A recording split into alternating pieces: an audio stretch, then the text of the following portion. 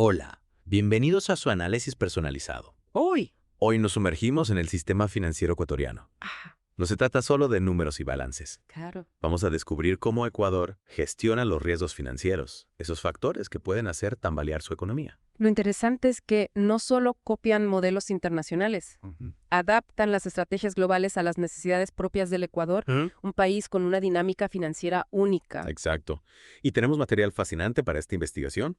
Contamos con informes del Banco Central del Ecuador, notas internas que revelan ideas clave, cronogramas, e incluso una guía de estudio con cuestionarios y preguntas de ensayo. Parece que alguien se tomó muy en serio este tema. Es como tener acceso a diferentes capas de información.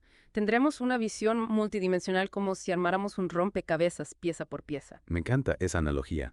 ¿Listos para comenzar? Imaginen que somos detectives financieros usando estos documentos como pistas para descubrir los secretos del sistema. Me gusta la idea. Pongámonos nuestras lupas financieras entonces. Perfecto. Primero, buquémonos en el panorama general el riesgo financiero en Ecuador. El informe del Banco Central se centra en tres tipos principales: liquidez, crédito y solvencia. ¿Podrías explicarnos brevemente cada uno?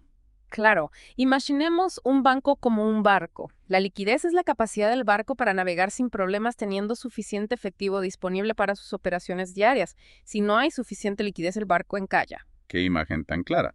Entonces, si un banco no tiene suficiente liquidez, no puede cumplir con sus obligaciones a corto plazo. Correcto. Exactamente.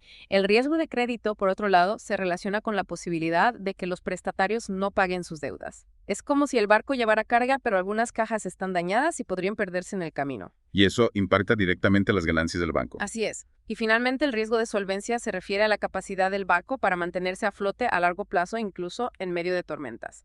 Es decir, tener suficiente capital para absorber pérdidas y seguir operando. Entiendo. Si el barco no es solvente, se hunde llevándose consigo a los inversores y depositantes. Exactamente. Y el informe del Banco Central del Ecuador enfatiza que analizar estos riesgos, especialmente durante momentos de crisis, es crucial para mantener la estabilidad financiera del país. Es como tener un radar que anticipa las tormentas. Y hablando de tormentas, el informe también menciona que las métricas convencionales para medir el riesgo, como la tasa de morosidad, pueden ser engañosas. ¿Por qué? Bueno, la morosidad que mide el porcentaje de préstamos en mora puede ser como mirar solo la punta del iceberg. No siempre refleja la verdadera salud del crédito. Es decir, puede haber problemas ocultos bajo la superficie. Exactamente. Por ejemplo, la reestructuración de deudas, aunque puede ayudar a los prestatarios a corto plazo, puede enmascarar problemas subyacentes en la calidad del crédito. Es como si reparáramos las casas dañadas en el barco, pero sin verificar si el contenido realmente está en buen estado. Interesante. Entonces, ¿qué propone el Banco Central para obtener una visión más precisa? Proponen un análisis más granular, utilizando datos estandarizados en todas las instituciones financieras.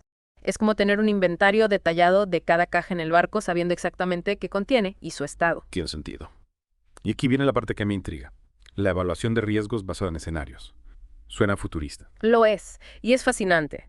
En lugar de solo mirar el pasado, esta técnica construye diferentes escenarios posibles para el futuro, como tormentas de distinta intensidad, y evalúa cómo le iría al barco, es decir, a la institución financiera en cada uno de ellos. Es como un simulador de crisis. Exacto. Mm. Y eso nos lleva al siguiente punto clave: el impacto de la pandemia del COVID-19. El informe detalla cómo la pandemia amplificó el riesgo de crédito como una tormenta inesperada que golpeó al sistema financiero. Muchos prestatarios se vieron afectados perdiendo sus empleos o viendo reducidos sus ingresos. ¿Cómo se reflejó esto en las métricas de riesgo? La pandemia provocó un aumento en la morosidad, como era de esperar. Pero lo interesante es que el informe destaca que las medidas temporales implementadas por el gobierno, como el aplazamiento de los pagos de préstamos, si bien necesarias para evitar un colapso, también distorsionaron la medición del riesgo. Es como si hubiéramos puesto un parche en el casco del barco, pero sin realmente reparar el daño. La pregunta es, ¿qué pasará cuando se retire ese parche? Exactamente. El informe señala que la transición de vuelta a los estándares de clasificación previos a la pandemia presenta desafíos importantes. Es necesario recalibrar los instrumentos de medición para tener una imagen real del riesgo. Para continuar con nuestra investigación, adentrémonos en el panorama regulatorio y los acuerdos de Basilea. ¿Cómo encaja Ecuador en este contexto global?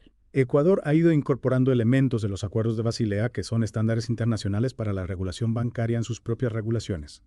Es como si estuvieran actualizando el manual de navegación del barco para que esté a la altura de los estándares globales. Pero sin perder de vista la realidad ecuatoriana, ¿verdad? Exacto. Adaptan los estándares globales a sus necesidades y circunstancias particulares. Y aquí juegan un papel clave instituciones como la Superintendencia de Bancos, la SCC, y la Superintendencia de Economía Popular y Solidaria, CEPES, que son como los capitanes que velan por la seguridad del sistema. Entiendo. Y el informe del Banco Central del Ecuador no solo se queda en el diagnóstico, ¿verdad? Propone mejoras para la evaluación de riesgos. ¿Cuáles son las más relevantes? Bueno, como ya mencionamos, el cambio hacia evaluaciones dinámicas basadas en escenarios es crucial, pero también proponen mejoras específicas para cada tipo de riesgo. Por ejemplo, para la liquidez, sugieren el uso del índice de cobertura de liquidez, ESI, que mide la capacidad de una institución financiera para cubrir sus obligaciones a corto plazo con activos líquidos de alta calidad. Es como asegurarse de que el barco tenga suficientes botes salvavidas en caso de emergencia. Precisamente.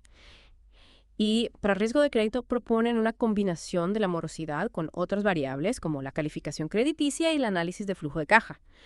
Es decir, no solo mirar si el cliente ha pagado a tiempo, sino también su capacidad futura de pago y su historial crediticio. Es como tener una lupa más potente para examinar cada caja en el barco, ¿no? Exacto. Y finalmente, para el riesgo de solvencia, proponen herramientas más sofisticadas para valorar los activos de las instituciones financieras y modelar diferentes escenarios de estrés. Es como realizar pruebas de resistencia al casco del barco para asegurarse de que puede soportar las peores tormentas. Y todo esto sin olvidar la importancia de la coordinación entre los diferentes organismos de supervisión. Claro, el informe subraya que la comunicación y el intercambio de información son clave para tener una visión completa del sistema financiero. Es como si los capitanes de los diferentes barcos se comunicaran entre sí para compartir información sobre las condiciones del mar y posibles peligros. Tiene mucho sentido. Ahora un tema que está ganando mucha atención a nivel mundial. El riesgo climático. ¿Cómo lo está abordando Ecuador? Aunque aún están en etapas iniciales, la ECB ha establecido una norma para evaluar los riesgos ambientales y sociales. Es como si estuvieran empezando a considerar las tormentas que el cambio climático podría generar en el futuro. Es un primer paso importante. Sin duda. A nivel internacional, organismos como la Autoridad Bancaria Europea, EOE, y el Consejo de Estabilidad Financiera, FC, están impulsando la divulgación de información sobre los riesgos climáticos. Es fascinante cómo el riesgo climático está entrando en la ecuación financiera. Pero volviendo al análisis del informe, me parece que profundizar en la metodología para medir la liquidez nos dará una visión más clara del panorama. Completamente de acuerdo. Me intriga especialmente esa construcción de escenarios que mencionaste antes. ¿Cómo funcionan esos escenarios en la práctica? ¿Podrías darnos un ejemplo concreto? Claro, imaginemos una cooperativa de ahorro y crédito que enfrenta una repentina salida de depósitos, digamos que muchos socios deciden retirar su dinero al mismo tiempo. El escenario base asume que la cooperativa puede cubrir esa salida usando sus fondos disponibles como el efectivo en caja y sus inversiones líquidas como bonos del gobierno que se pueden vender fácilmente. Es decir, todos los recursos que la cooperativa tiene a mano para hacer frente a la situación. Exactamente. Pero el escenario moderado introduce un factor de realismo considerando que no todas las inversiones líquidas se pueden convertir en efectivo al instante o sin pérdidas. Aplican un descuento a esas inversiones adaptando las normas internacionales de Basilea a la realidad del mercado ecuatoriano. ¿Y por qué ese descuento? ¿Qué lo justifica? Bueno, algunos activos, aunque se consideren líquidos, pueden tardar un tiempo en venderse o pueden perder valor en una situación de crisis. El escenario moderado reconoce esa dificultad. Entiendo. Es como si tuvieras un coche a la venta. En teoría es un activo líquido, pero venderlo rápidamente podría significar aceptar un precio menor. Exactamente, eso es una excelente analogía. Y luego tenemos el escenario severo, que es la prueba de estrés máxima. Asume que la cooperativa solo puede usar sus fondos disponibles sin contar con las inversiones líquidas. Es como si de repente el mercado se congelara y no se pudiera vender ningún activo. ¡Wow! Es una situación extrema. ¿Y qué revelan estos escenarios sobre la liquidez de las instituciones financieras en Ecuador? El informe del Banco Central del Ecuador aplica esos escenarios a diferentes tipos de instituciones como bancos privados cooperativas y bancos públicos, y los resultados son bastante reveladores. Por ejemplo, los bancos privados y las cooperativas muestran resultados similares en el escenario base, es decir, ambos tipos de instituciones parecen tener suficiente liquidez para afrontar una salida moderada de depósitos. Pero en el escenario moderado las cooperativas son más sensibles, su índice de cobertura de liquidez se reduce más que el de los bancos. ¿Y a qué se debe esa mayor sensibilidad? Es que las cooperativas manejan su liquidez de forma diferente. El informe lo atribuye a la estructura de sus inversiones. Las cooperativas suelen concentrar sus inversiones en posiciones de menor plazo, lo que significa que sus activos se vencen más rápido, pero también las hace más vulnerables a las fluctuaciones del mercado. Me veo. Es como si tuvieran un flujo constante de agua entrando y saliendo, pero con menos reservas para afrontar una sequía repentina. Exactamente. Y la banca pública, por su parte, presenta los niveles más bajos del índice de cobertura de liquidez, mostrando mayor sensibilidad a los cambios entre escenarios. En el escenario severo, su índice cae significativamente por debajo de los bancos privados. Es una señal de alerta, ¿verdad? Indica que la banca pública podría necesitar fortalecer su gestión de liquidez para estar mejor preparada ante una crisis. Precisamente. El informe también analiza el índice de cobertura de liquidez por tipo de estructura de fondeo, es decir, cómo las instituciones obtienen sus fondos, ya sea a través de depósitos, préstamos, etc. Y aquí hay una observación interesante. Los escenarios tienen el mismo efecto en cuanto a la variación del índice independientemente de la estructura de fondeo. ¿Esto qué significa? Que la forma en que las instituciones obtienen fondos no influye en su capacidad para manejar la liquidez. No exactamente. El informe sugiere que la composición de sus activos líquidos es similar sin importar cómo obtienen sus fondos. Es decir, la distribución de recursos líquidos entre fondos disponibles e inversiones es similar entre las diferentes estructuras de fondeo. Ya, veo. Es como si todos los barcos tuvieran una distribución similar de botes salvavidas independientemente de su tamaño o ruta. Buena analogía. Pero el informe también reconoce que este análisis es un primer paso.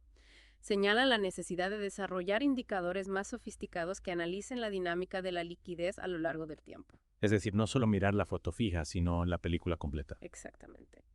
Y también proponen modelar escenarios que simulen choques externos en cada una de las fuentes de fondeo. Por ejemplo, ¿qué pasaría si hay una crisis económica global que afecta la entrada de capitales al país? ¿Cómo afectaría eso la liquidez del sistema financiero ecuatoriano? Es un enfoque muy proactivo. En lugar de esperar a que la tormenta llegue, se están preparando para diferentes tipos de tormentas. Y ahora que hemos explorado la liquidez a fondo, me gustaría adentrarme en el riesgo de crédito. ¿Qué nos dice el informe sobre este tema? El informe analiza el riesgo de crédito en Ecuador desde una perspectiva histórica, considerando eventos clave como la pandemia del COVID-19 y los cambios regulatorios. Es un análisis muy completo que nos permite entender cómo ha evolucionado este riesgo a lo largo del tiempo. Perfecto. Comencemos con lo básico. ¿Cómo se mide el riesgo de crédito en Ecuador?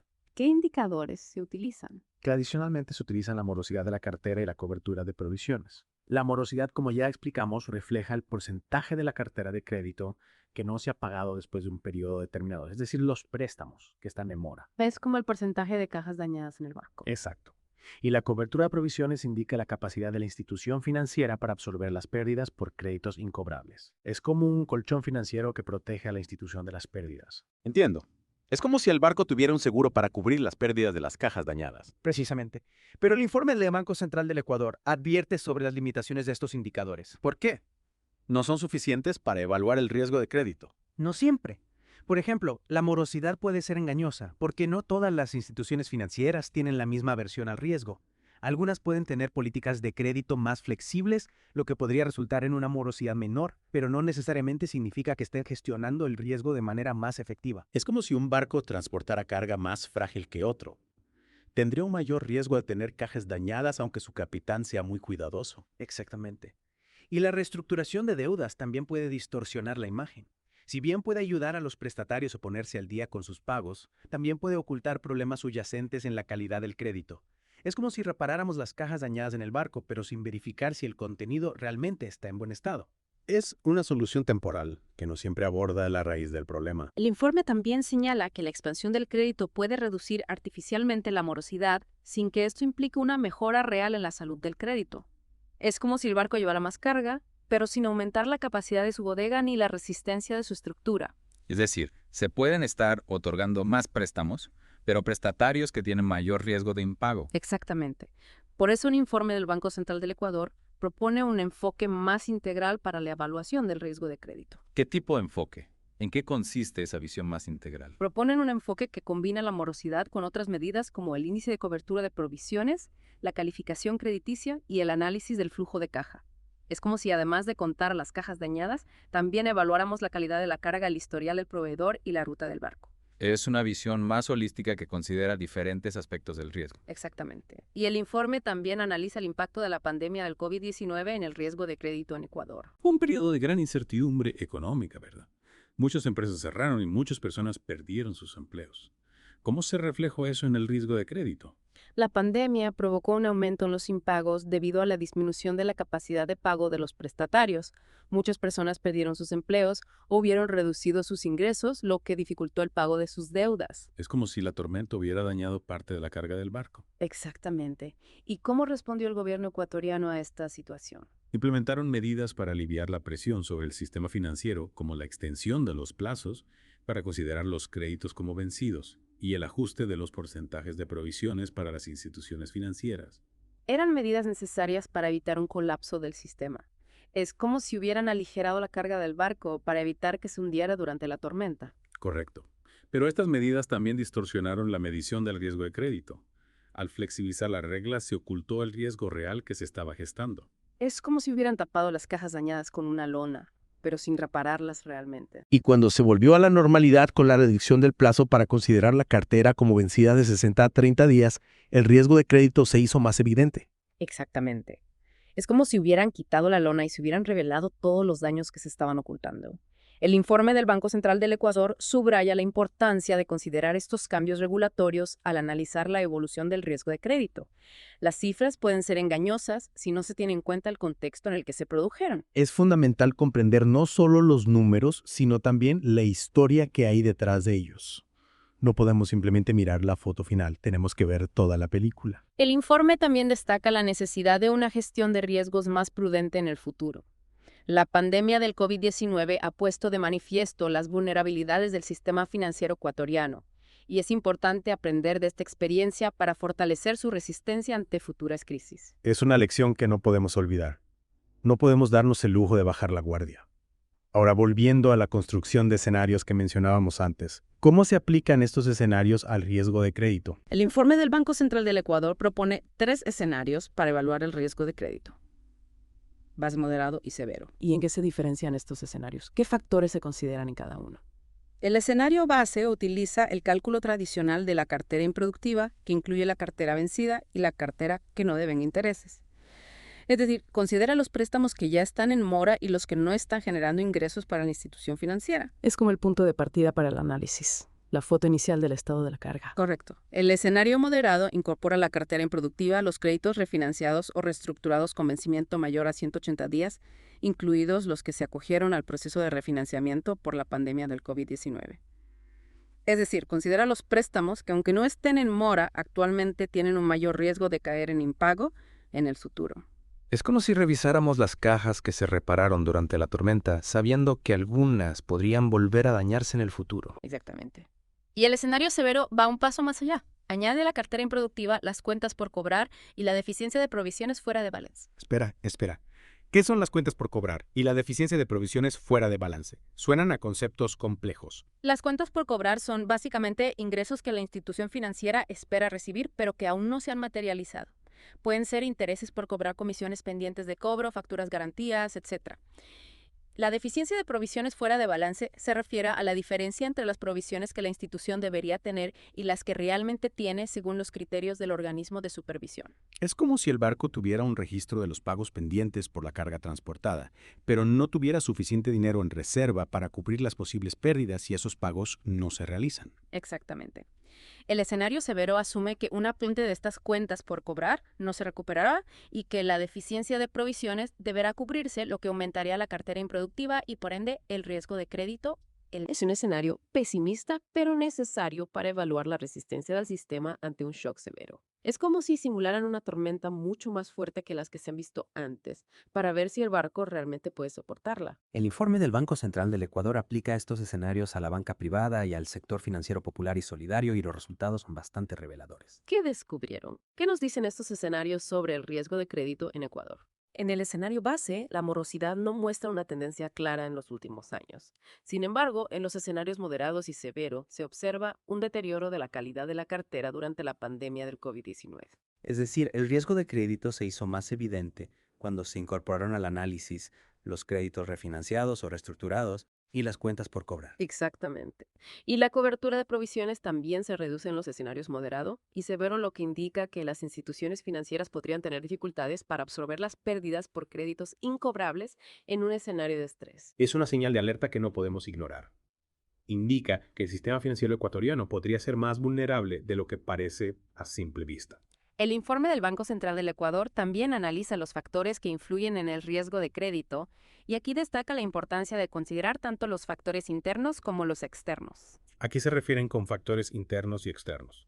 ¿Qué tipo de factores pueden afectar el riesgo de crédito? Los factores internos son aquellos que están bajo el control de la institución financiera, como su estructura de capital, sus políticas de crédito y su nivel de desarrollo. Es como si evaluáramos la solidez del barco, la experiencia del capitán y la calidad de los mapas de navegación. Y los factores externos son aquellos que están fuera de su control, como el marco legal, el entorno económico y las condiciones de empleo del país. Es como si evaluáramos las condiciones del mar, el clima y la presencia de piratas. Es decir, una combinación de factores que pueden aumentar o disminuir el riesgo de crédito. Exactamente. El informe del Banco Central del Ecuador destaca la importancia de una gestión de riesgos integral que considere todos estos factores. Tiene mucho sentido. No podemos simplemente mirar el barco, tenemos que mirar el barco, el mar y todo lo que hay alrededor. Ahora hablemos del último tipo de riesgo, el riesgo de solvencia. El informe del Banco Central del Ecuador profundiza en la medición de este riesgo y analiza su evolución en los últimos años. ¿Qué nos puedes decir sobre este tema? El riesgo de solvencia, como mencionamos antes, se refiere a la posibilidad de que una institución financiera no tenga suficiente capital para cubrir sus pérdidas y por lo tanto no pueda cumplir con sus obligaciones. Es decir, es el riesgo de quiebra. Es un riesgo crítico para la estabilidad del sistema financiero. Si un banco quiebra, puede generar un efecto dominó que afecta a otras instituciones y a la economía en general. El riesgo de solvencia, como mencionamos antes, se refiere a la posibilidad de que una institución financiera no tenga suficiente capital para cubrir sus pérdidas y por lo tanto no pueda cumplir con sus obligaciones. Es decir, es el riesgo de quiebra. Es un riesgo crítico para la estabilidad del sistema financiero. Si un banco quiebra, puede generar un efecto dominó que afecta a otras instituciones y a la economía en general. Sin duda. Y en Ecuador la medición del riesgo de solvencia se basa en un indicador clave. El índice de solvencia. ¿Y cómo se calcula este índice? ¿Qué factores se consideran? Es la relación entre el patrimonio técnico de la institución y sus activos y contingentes ponderados por riesgo. El patrimonio técnico representa el capital de la institución, es decir, la cantidad de dinero que tiene para cubrir sus pérdidas. Y los activos y contingentes ponderados por riesgo son una medida de sus exposiciones al riesgo ajustadas por su nivel de riesgo. Es como si evaluáramos cuánto dinero tiene el barco en reserva para cubrir los posibles daños a la carga o al propio barco, teniendo en cuenta el tipo de carga, la ruta del barco y las condiciones del mar. Exactamente. Y las mejores prácticas internacionales establecidas por el Comité de Basilea recomiendan un límite mínimo para este índice del 8%. En Ecuador, el requerimiento normativo es del 9%. Es decir, las instituciones financieras ecuatorianas deben tener un colchón de capital más alto que el recomendado a nivel internacional. Correcto. Y además de este límite mínimo, la normativa ecuatoriana permite a los supervisores exigir recursos adicionales por riesgo contracíclico y por riesgo sistémico. Es decir, un colchón adicional para proteger el sistema financiero de shocks inesperados. Es como si le pidieran al barco que llevara más botes salvavidas de lo normal por si acaso. Exactamente. El informe del Banco Central del Ecuador analiza la evolución del índice de solvencia en los últimos años, considerando las diferentes instituciones financieras que operan en el país. ¿Y qué han observado? Hay diferencias significativas entre los diferentes tipos de instituciones. Han detectado algunas diferencias interesantes entre los bancos privados, las entidades de la economía popular y solidaria y la banca pública. ¿Podrías darnos algunos ejemplos? Claro, los bancos privados han mostrado una brecha mayor en el índice de solvencia si se considera el patrimonio técnico secundario en el cálculo. A partir de 2021, esto se debe a la reducción del capital de nivel 2 o patrimonio técnico secundario como consecuencia de la reducción de la provisión genérica voluntaria. Es decir, una medida regulatoria que ha reducido el capital disponible para cubrir las pérdidas. Es como si hubieran retirado algunos botes salvavidas del barco. Exactamente. Y a partir de mediados de 2023, la solvencia de los bancos privados ha empezado a crecer debido a la modificación de la ponderación de las inversiones en organismos multilaterales de desarrollo y en el fondo de liquidez. Es decir, un cambio regulatorio que ha liberado capital para otras inversiones. Es como si hubieran redistribuido los botes salvavidas para que estén más accesibles en caso de emergencia. En el caso de las entidades de la economía popular y solidaria, la dinámica ha sido similar.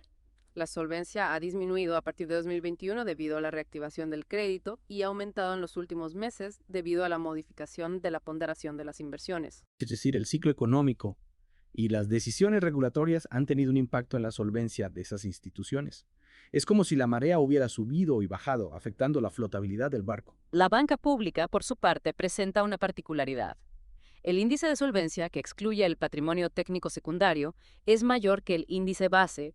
Esto se debe a que el patrimonio técnico secundario de Banecuador y la Corporación Financiera Nacional, CFN, es negativo. Es decir, estas instituciones públicas tienen un déficit de capital que reduce su solvencia. Es como si tuvieran agujeros en el casco del barco. Exactamente. El informe del Banco Central del Ecuador también analiza las limitaciones en la evaluación del riesgo de solvencia. ¿Qué tipo de limitaciones? ¿Qué dificulta la evaluación precisa del riesgo de solvencia? Una de las principales limitaciones es la falta de granularidad en la información sobre los componentes del índice de solvencia. No se dispone de información detallada sobre la composición del patrimonio técnico y de los activos y contingentes ponderados por riesgo. Es como si no tuviéramos un inventario detallado de los botes salvavidas, ni supiéramos su estado de conservación ni su ubicación en el barco. Correcto. Y esto dificulta la evaluación precisa del riesgo de solvencia.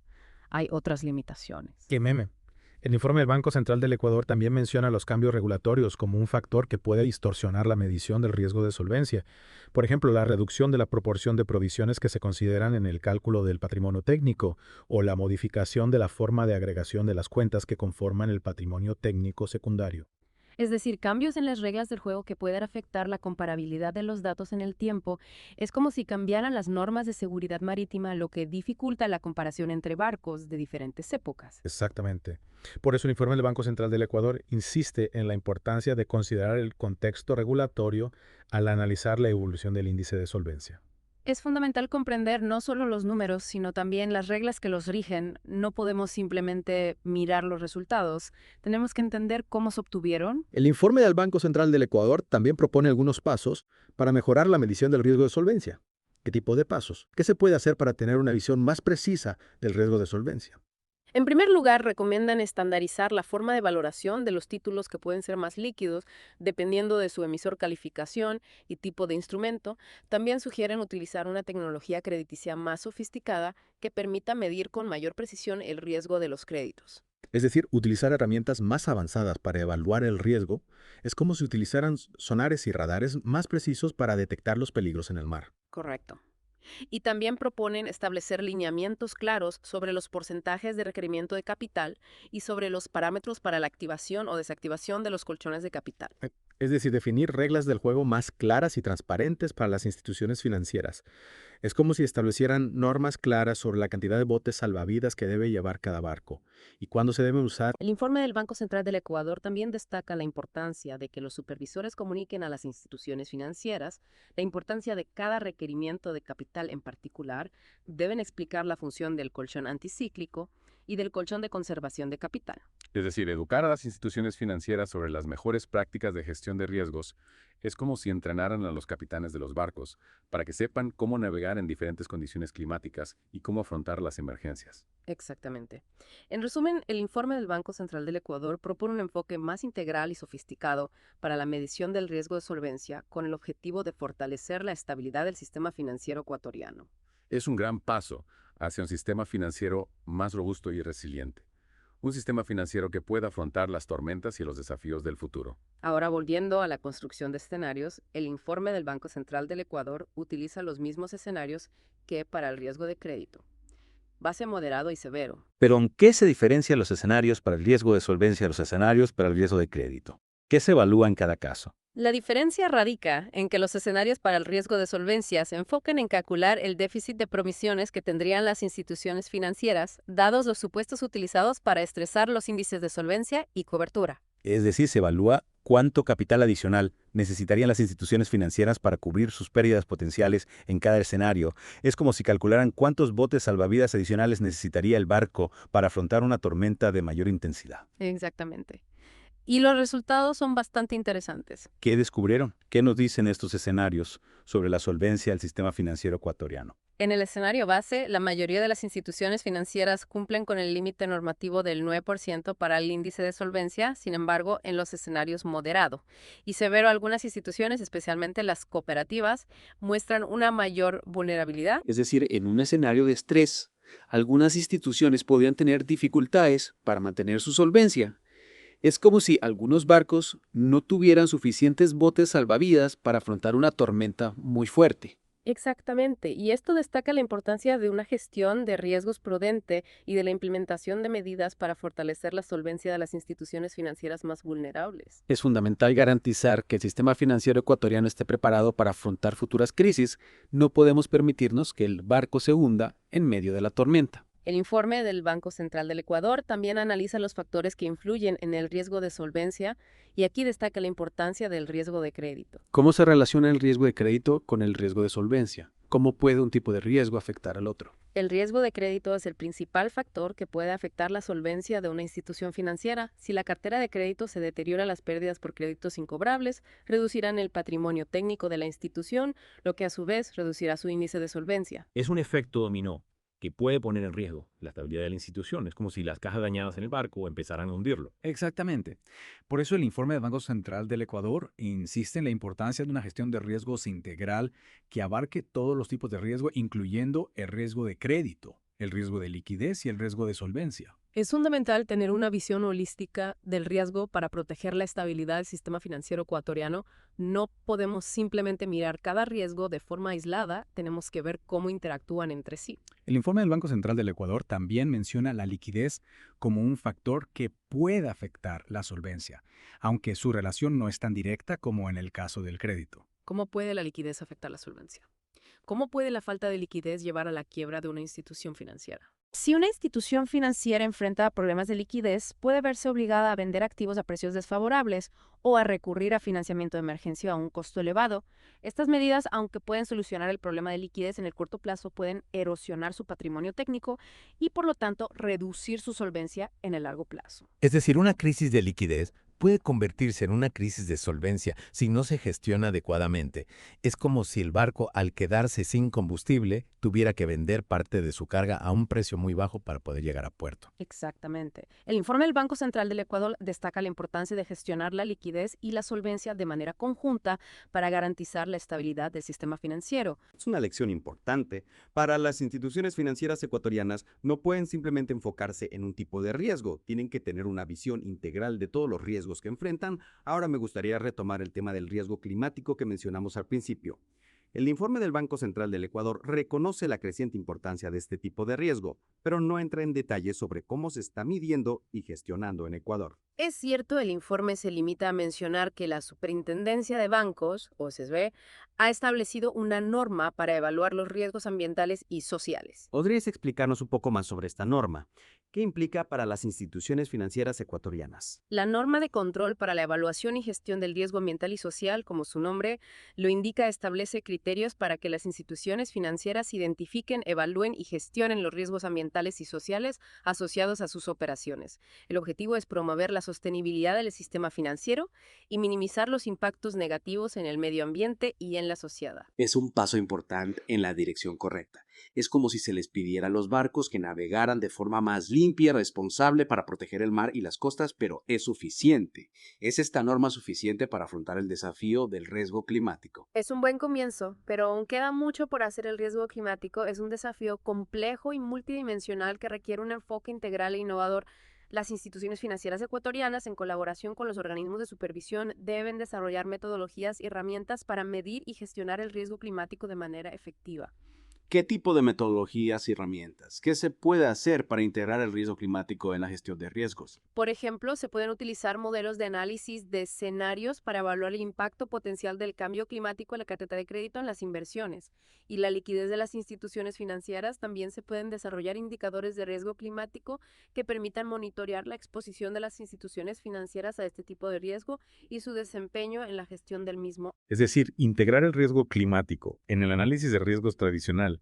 No podemos simplemente ignorar este riesgo, tenemos que incorporarlo en todas nuestras evaluaciones. Exactamente. Y no se trata solo de evaluar el riesgo, sino también de gestionarlo. Las instituciones financieras ecuatorianas deben desarrollar estrategias para mitigar el riesgo climático, por ejemplo, a través de la diversificación de sus inversiones, la promoción de productos y servicios financieros sostenibles y la implementación de políticas de responsabilidad ambiental y social. Es un desafío importante, pero también una oportunidad para innovar y liderar el camino hacia un sistema financiero más sostenible. Es como si los barcos no solo tuvieran que navegar de forma más limpia, sino que también tuvieran que buscar nuevas rutas y nuevas tecnologías para adaptarse a los cambios del clima. El riesgo climático es una realidad que no podemos ignorar. Las instituciones financieras ecuatorianas, en colaboración con los organismos de supervisión, deben actuar con prontitud y decisión para integrar el riesgo climático en su gestión de riesgos y contribuir a la construcción de un futuro más sostenible. Es una responsabilidad compartida que no podemos eludir todos. Tenemos que hacer nuestra parte para proteger nuestro planeta y garantizar un futuro sostenible para las próximas generaciones. Y con esa reflexión nos despedimos por hoy. Los invitamos a seguir explorando el fascinante mundo de las finanzas y a mantenerse informados sobre los desafíos y las oportunidades que nos depara el futuro. Muchas gracias por acompañarnos en esta profunda inmersión. Hasta la próxima.